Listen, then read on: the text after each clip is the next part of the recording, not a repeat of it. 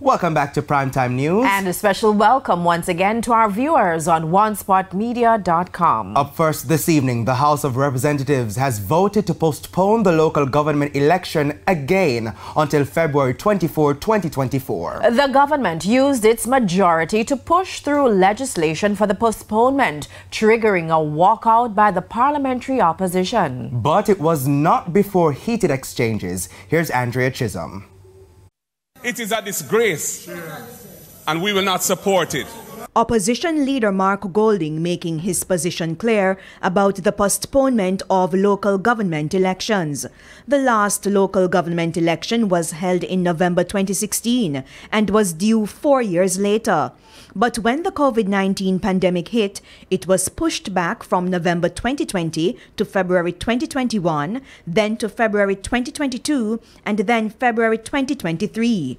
And now that February has almost ended, another postponement until 2024. The bill itself outlined reasons for further delay, the high level of uncertainty in the global economic environment, and the high cost of holding elections. Local Government Minister Desmond McKenzie therefore appealed for more time. It is recognized that our economy recovery is still very fragile. We are in a better position than we were last year.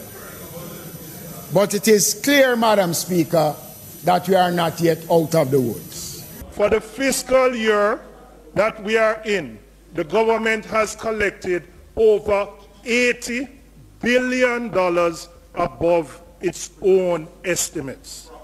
Tax revenues. So for you to come here with this reason, number 3 on the paper, when the budget table last week budget, I don't know if you read it yet, the government projects to collect an additional $127 billion of tax revenues over what they collected this year.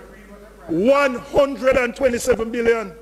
So you come here and say, economic reason why you can't call election will cost $1.5 billion? Shame. Joke business. Joke business. It's better never put this on the paper, Desmond. The opposition spokesman on finance, Julian Robinson, added that the government called a general election in September 2020 during the heights of the COVID-19 pandemic when the economy was not doing well. And it's the responsibility for a government to budget for elections. Another reason for delaying the local government elections to fulfill the promise of Portmore becoming Jamaica's 15th parish. And such postponement, Madam Speaker, will help us to conclude the consultations that are presently taking place. The proposed boundary changes have been the center of much debate at town hall meetings and the Portmore Municipal Council. Plus, some residents of Portmore still want to directly elect their mayor separate from councillors. MP for St. Catherine Southern Fitz Jackson continues to object to aspects of the proposed change. What the proposals are now is for the government of the day to now determine political boundaries. Madam Speaker, it is a sad day in our political history that a government in 2022, 2023 is seeking to reverse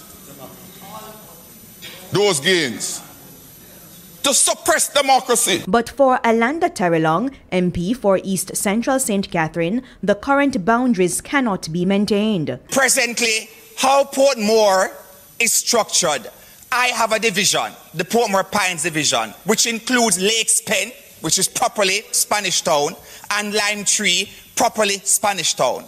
Madam Speaker, whilst they vote for the councillor of the Lakes Pen division, Madam Speaker, they cannot vote for a mayor of Portmore because it is recognized that they do not sit in Portmore.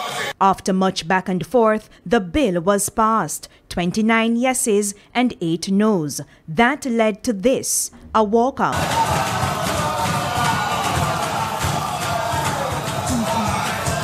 And so George Wright, former JLP MP turned independent, sat in the chair for the opposition leader and then the chair for the leader of opposition business. Andrea Chisholm, TVJ News.